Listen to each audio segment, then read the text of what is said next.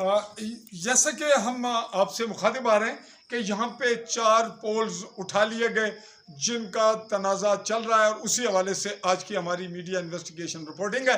मेरे साथ टीम मौजूद है।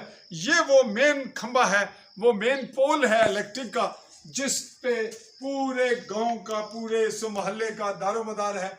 और यहाँ पे इस सूरत हाल में क्या कुछ एहसासात हैं, लोगों की मुश्किलात हैं, ये जिम्मेदारान का काम है कि वो इसको महसूस भी करें और इसका तदारुक और इसका हल भी निकालें। हम इस बात को, इस रिपोर्ट को यहीं कलेक्ट करते हुए खंभों की जानिब चलेंगे। जैसे ही हमें उनकी इंडिकेशन मिलती है, उनकी निशानदेही होती है कि वो कहाँ पड़े हैं 3, और वो पुलिस ने